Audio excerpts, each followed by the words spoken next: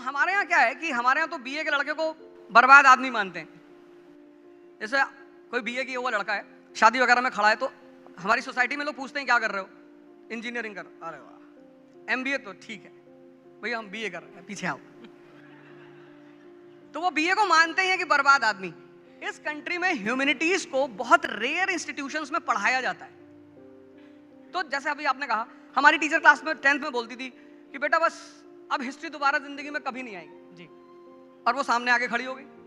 अब जिस कंट्री में लोगों को पता ही नहीं कि उनका नेशन पैदा कैसे हुआ, ये इंडिया कैसे पैदा हुआ, ये नेशन बना कैसे, तो वहां पे हिस्ट्री पढ़ाना एक थोड़ा चैलेंजिंग होता है। तो मैंने फिर आचार्य रजनीश से एक बात सीखी, philosophy to be converted in stories. ये कॉन्सेप्ट मैंने उनसे लिया जी, and then I started converting the history messages in stories.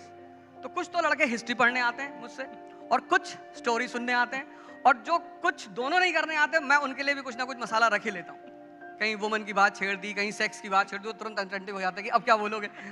तो मैं जानता हूँ कि किसको कहाँ पे जिंदा करना है।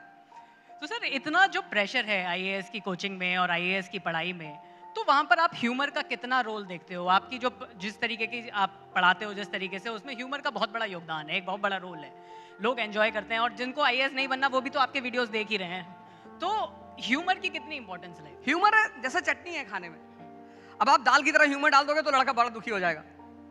तो आपको ह्यूमर को, जैसे 2.5 घंटे की क्लास होती है, तो साइंटिफिकली क्लास 40 मिनट्स 45 मिनट्स, तो 40 मिनट्स के बाद चूंकि हम एक एलिवेटेड लेवल पे होते हैं, तो हमें पूरी क्लास दिखाई पड़ती है।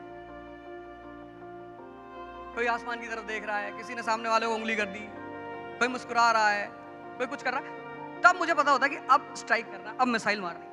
बस वहीं पे मैं उस चीज को तुरंत डाइवर्ट कर देता हूं।